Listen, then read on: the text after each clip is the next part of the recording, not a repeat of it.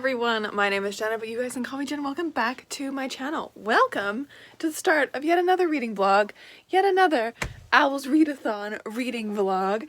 I wanted to pop in because I had to start this vlog, but also I wanted to let you guys know that this is also going to be the hashtag stay home reading rush reading vlog, because that is going on this weekend. It is starting on Thursday the 16th and going to Sunday the 19th. I do believe that's the Sunday, whatever the 16th to 19th is, and I'm very excited for it. And I decided to do this like yesterday on a complete whim, so that's always fun. But okay, so we have the hashtag stay home reading rush. There are 4 prompts for this go around. I've never done a reading rush before, and I know that they're still doing the reading rush that they do in the summer, but this is just like, you know, a good thing to do during quarantine, you know? Okay, so the 4 prompts, I have them here. They are: read a book with a house on the cover, read a book in the same room the whole time, read a book set somewhere you wish you could go, and read a book that will make you smile. So all in all, very, very good prompts, and easy enough to combine into 1 or 2 books if you really wanted to, like I'm probably going to end up doing myself. There are also a bunch of tag questions that I will be answering throughout this video, just because, you know, why not? For these lovely prompts, I had a few ideas as to what I could be reading for them. I really want to reread Harry Potter and the Goblet of Fire, but I want to read it in the illustrated edition because I think this would just make me so happy. So this one would cover read a book set where I want to go, because who wouldn't want, I constantly want to go to Hogwarts, so this is my favorite thing. And this is a book that makes me smile because it's Harry Potter, so it would cover both of those. And I have like 100 other options for the other one, so I went looking in my bookshelves because I know that a fair few of my books have houses on the cover, but all of them, well, almost all of them, are classics, because the classics often have illustrations like this on the cover. So this is Anna Karenina. This has a house on the cover. I'm not reading Anna Karenina. It is huge. I am trying to read it, but you know. Okay, so I have a few that work for this prompt, but also a few that kind of play with the prompt a little bit, which I'm excited about. The only one that is not a classic is The Secrets of Winter House by Ben Gutterson. This, as you can tell, has a bunch of houses on the cover, and it has the Winter House Hotel in the back. But yeah, a bunch of houses on the cover, so this would work for that prompt very easily. And even, I think they're even on the Naked book too, because these books are just gorgeous. So this is a middle grade. This is the second in a series. The first one is called Winter House, that has the hotel on the cover. And then the rest of them are classics. So I went and looked, and here are the ones that have houses on the cover.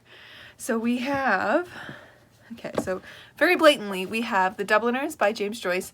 This has, very evidently, a house on the cover. I'm assuming it's a house. We're gonna say it's a house. Then we have We Always Lived in the Castle by Shirley Jackson, and I'm gonna count this as a house because living in a castle. Castles can be houses. Why not? But yeah, so this one is more horror-y. I mean, I don't know.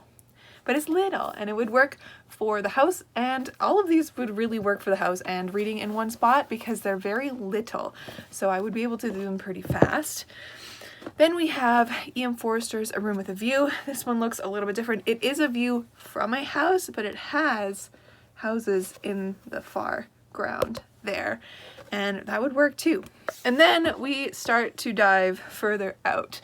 So then we have Agatha Christie's Crooked House. If you can tell, this has the shape of a house on the cover, but it also works because the word house is in it, which leads us into The House of Mirth by Edith Wharton, and also the Winter house because it has house in the title. So I was originally going to do The House of Mirth by Edith Wharton because it has house in the title, and I thought originally that the little designs on this penguin copy were houses, but then I realized that the one with houses on it like this is The Tenant of Wildfell Hall by Anne Bronte, and that's a little bit too dark for me to read right now. I really don't want to be sad. I have a feeling that this one is also a little bit sad. Not exactly sure, but this is my classic that I have on my TBR anyways for the month, so it's a possibility, and it's twisting that lovely house prompt in a way. But yes, so those are all my options for this weekend. I have lots of options, and we will see what I feel like when we get closer to the days. And other than that, I have 3 more books to finish for the Owls. I have 8 Perfect Murders by Peter Swanson, Middle Game by Shauna Maguire, and the one that I started last week, which is The Crown of Feathers, which I am over 50% of the way through. I am buddy reading this with Nori from Books with Nori, I believe her channel name is, which is very exciting. But yeah, lots of reading, lots of interesting things happening this week. No, I'm here in quarantine, nothing else going on, but reading rush should be fun. Good morning, friends. Happy Thursday. I'm here to pop in and start this reading rush part of this vlog. It's probably gonna be all this vlog, let's be honest. I didn't actually update you yesterday because I didn't do any reading yesterday.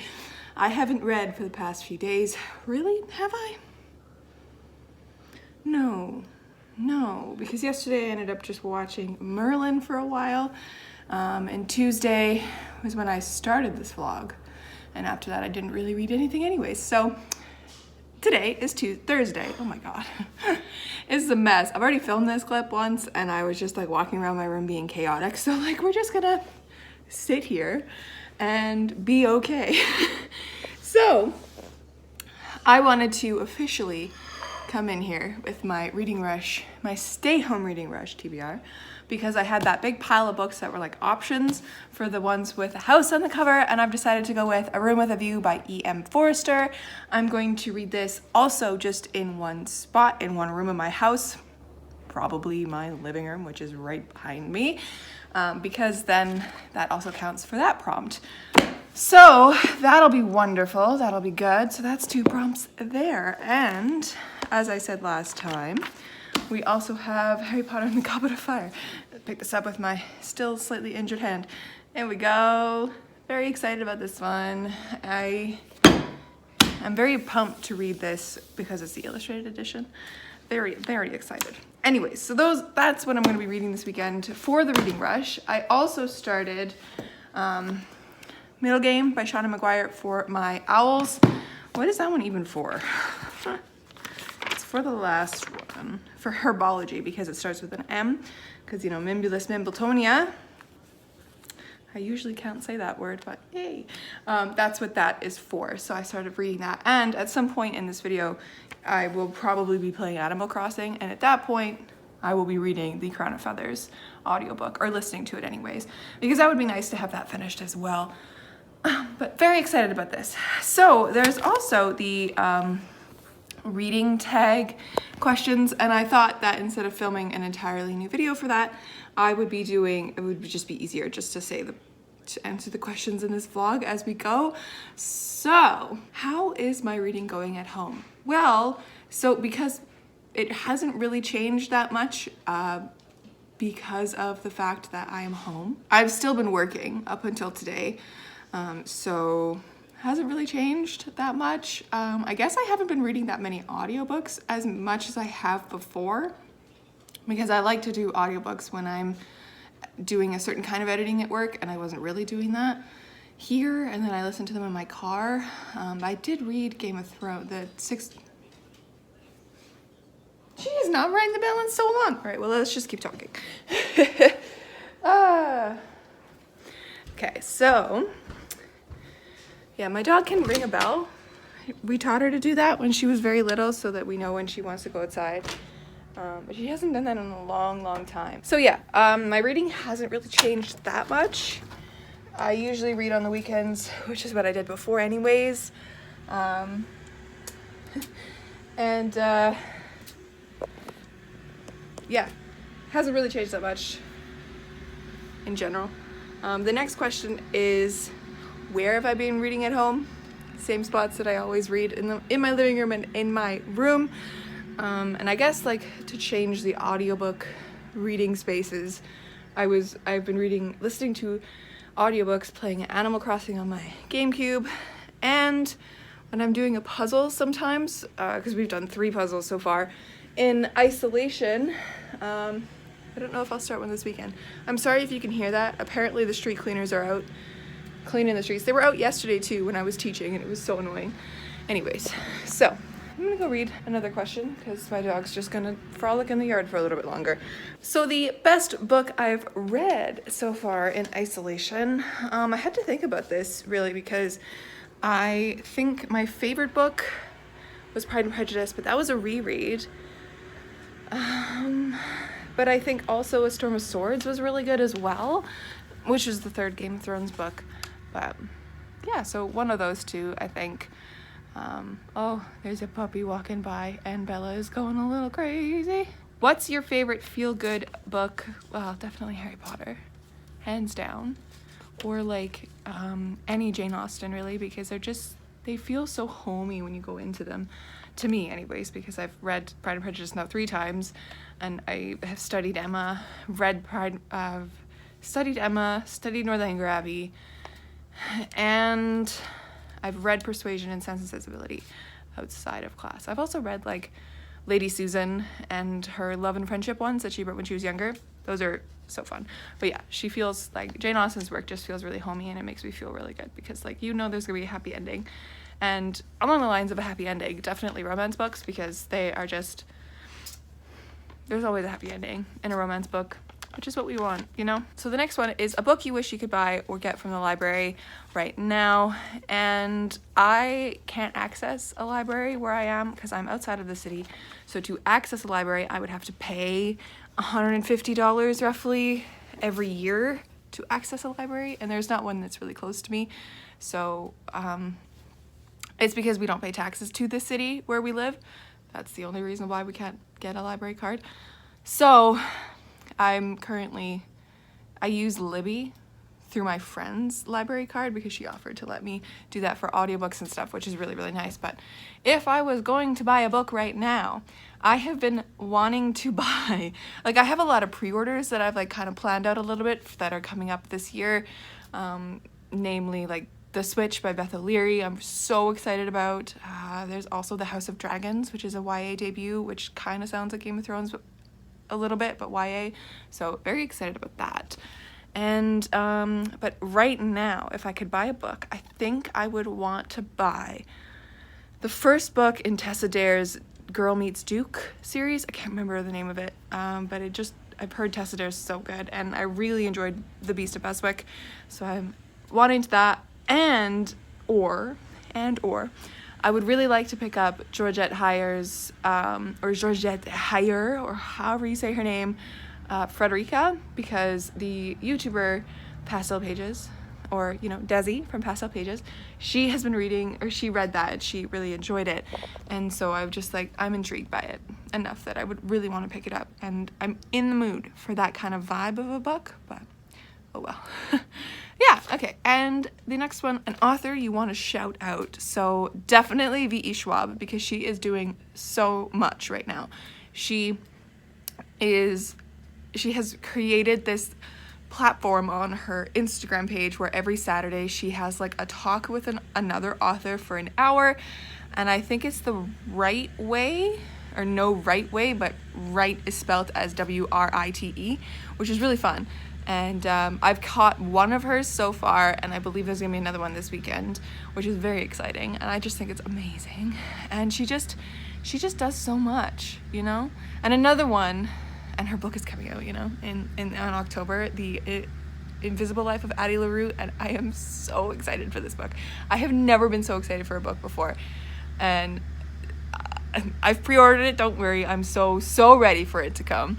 But another one I think is Sabaa Tahir, because she originally, at the beginning of this like whole pandemic-y thing, when people's book events were starting to be canceled, she created a thread on Twitter where she shouted out a bunch of authors who have their debuts out, and she just kept like shouting out these books so that more people would hear of them, which is so cool to do. And you know what, authors in this time, they're just trying so hard to get their books sold, and it's so difficult because there's no in-person sales anymore.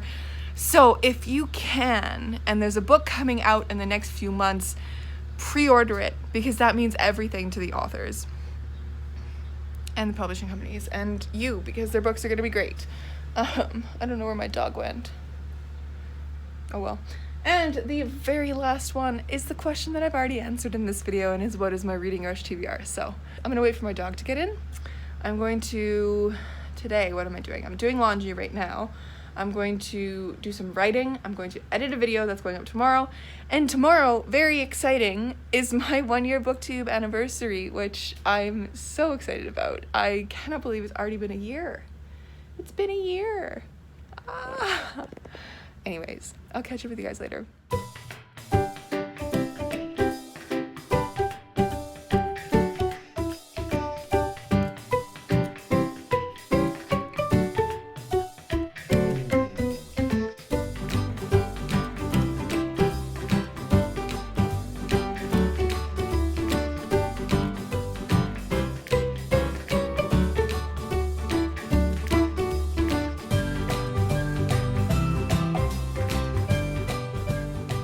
Hello my dudes, it is now Friday.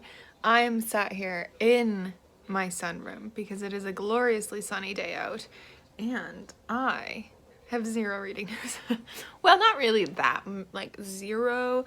I have reached like page like 45 of middle game because I keep reading like 1 or 2 pages in, like I kept reading 1 or 2 pages between students, and then like last night I ended up trying to read and write and watch Merlin all at once. It's not a good time.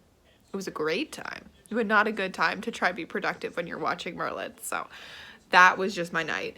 And yesterday I ended up listening to almost 2 hours of the Goblet of Fire audiobook because I went on a walk with Bella, and I, as you saw, and I then came in and listened to it whilst I was reading the chapters, and I think I stopped chapter 3 or chapter 4, because then I had to teach my kids. So but now it's really the weekend. Now I can really dedicate my time to the reading rush, and I think I have an idea. I am going to pick the puzzle.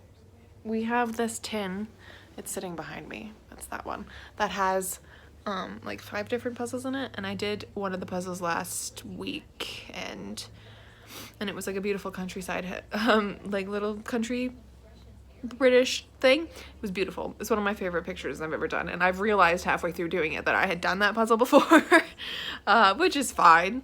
So I think I'm gonna do possibly the London Bridge one, or do the movie poster I have downstairs of Fantastic Beasts, or pull out my old Harry Potter one that I haven't done in a few years.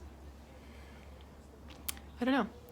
Or maybe I just want to keep watching YouTube videos while I do a puzzle. I'm not sure, but today at some point I'm going to be reading A Room of One's Own, and I'm going to either pick the sunroom or the living room or the kitchen table, one of these places, to thus read A Room of One's Own. But yeah. The question is, how many times did I slip up in this video and call A Room with a View by the wrong title?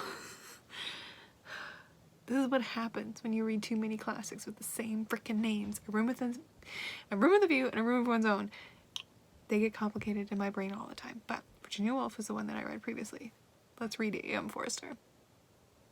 I think I would rather actually like physically read it too, along with the audiobook, so I get the full experience. So maybe I won't do that when I'm puzzling. But I do want to puzzle, so possibly, who the hell knows at this point? I'm just rambling. It's so nice out, like it's so bright and sunny. It's like, it says it's 7 degrees, but it feels like 3 degrees, so it's a little chilly, but like I went out with my sandals today. It's a good day. But yeah, I'm gonna go get out that puzzle. So down here is where I have my 2 Harry Potter puzzles and a random, really quite pretty one that we've done a fair few times. That's not Harry Potter at all, but focus. Okay, so we have the 500 piece Fantastic Beasts possibility, or if I want to go in, or no, I thought it was 1,000 pieces. It's not. It's only 550. Do I want to do the scene from the first movie? What do we want to do? I don't know. We're gonna take them both upstairs and we will see. Okay, so I open up this puzzle and you guys, they have like his foam on the back. What a weird puzzle.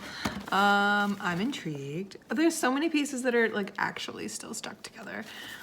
So this might actually take me no time at all. Very exciting. This is one of those pieces, this is one of those puzzles that you can like, from table to wall without glue. You can make it a poster, because it's actually a movie poster. So very exciting. Dump that out on the table. Look at that. Absolute mess. Oh, there's a piece still in here. Very exciting. I've never done this puzzle before, so I decided to do that one instead of the Harry Potter one. Just cuz. Anyways, I'm going to do this now. And I'm watching BookTube and possibly might turn to Merlin afterwards. Who knows? Or I might just start listening to Harry Potter and the Goblet of Fire more. Who knows? Who knows at this point? I will update you later. Okay, never mind. We're not doing this puzzle. I'm already irritated by it because of the feel of the pieces. I'm like, there are so many that are already stuck together. So no, we're gonna put this away and we are going to do the Harry Potter puzzle because it's better. Ah.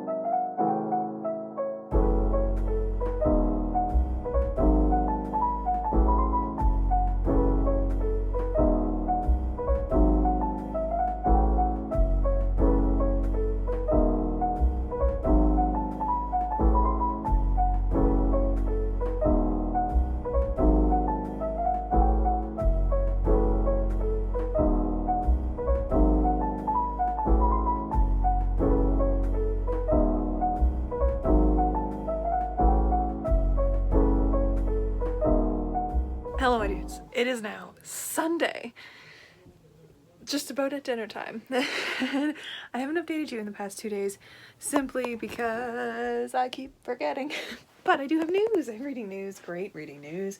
I have officially finished both of my books. Where is this one that I was going to read for the reading rush? Finished A Room with a View yesterday. I just sat in my living room, listened to the audiobook. It took me like 3.5 hours. Closer to 4 to finish this one. I gave it 3.5 stars. It was okay. I was confused at some points, and by the end of it I was just like, I wonder if there's a movie adaptation of this. There is, with Helena Bonham Carter and Dame Maggie Smith, and I am angry that I didn't know that because I would have rather just watched the movie than read the book, which is an emotion I've never had before. But it was good. It was okay. And then I finished today Harry Potter and the Goblet of Fire. This is just the jacket because I'm going to be putting it back onto my book now. But, oh, every time I reread these books, I just adore them. I'm going to put you here for a hot second. There. But yes, every time I read these books, I just adore the world more and more. But now that is done. But yes, so I've done all my reading rush things. It feels good to have successfully won the reading rush. I don't know if you can win a readathon, but I did. I also, last night, read up to page 134 of Middle Game by Shauna Maguire, and I'm liking it. Because I was in the middle of Harry Potter, and I'm also in the middle of Crown of Feathers, which I haven't read at all. I don't know, I'm just not really, I'm feeling it, but not as much as I wish I was, but oh well. As of right now, though, it's supper time. So I think this evening I might watch the 4th Harry Potter movie. I am unsure of it though. Or I might just watch Merlin, or I might just end up writing into the evening. Who knows what's gonna happen, but I will update you, and I will also see you tomorrow. But oh, also I have news. So I've been saying on my channel for a little while that I really want a Nintendo Switch. So I bought one yesterday and I'm so excited to get it in the mail. I am so excited to get Animal Crossing, and I think other than Animal Crossing, when I can, like, when I have the means to, I'm gonna probably buy the Witcher game, one of the Witcher games, if there's more than one. I don't know if there's more than one, but I'm really intrigued by those kind of games. I'm not a gamer myself, but I would like to get into some kind of gaming on that device, so very, very excited. So I am using Goblet of Fire as my History of Magic prompt now, and I think I'm going to use Truth Witch for the one above that. The one that's set beside the sea, or on the sea or something, because it says on the back that she does something with a ship captain, so I'm assuming that they're by the sea at some point, but anyways. Hello my dudes, it is now the end of the 3rd week of the Owls, which I can't believe how fast April is going. I am ending this at the end of my day on Monday with a gentle headache pounding in my forehead. So we're gonna make this fast, and hopefully I will be able to edit this video quickly so that I don't have to stare at a screen for much longer. But I hope you guys had a great time watching. It was the reading rush this weekend, and I'm very happy with myself because I finished both of my reading rush books, and I finished all the prompts because of that. Amazing. And I didn't read anything else for my Owls exams, which is gently concerning because that means I have to finish 3 books in the next chunk of time, which is fine. Next week I am going to, or this week right now, but in the next video you will see me read 8 Perfect Murders because I'm going to be buddy reading it with Nori, and I will be hopefully finishing Crown of Feathers and Middle Game as well. I also started last night because I'm a glutton for punishment, and apparently I just want to read all the books. I started reading The House of Mirth by Edith Wharton last night, and I am now on page 29. So it took me a long time to get through the first chapter, but I enjoyed it, and I'm liking her writing so far. Edith Wharton's writing is pretty easy to read for classics, so very cool, very cool. Didn't need to listen to the audiobook for that, so yay. Anyways, my dudes, I hope you enjoyed. Make sure to like, comment, and subscribe, and do all that fancy YouTube stuff, and I will see you in another video soon. Stay kind and keep on reading.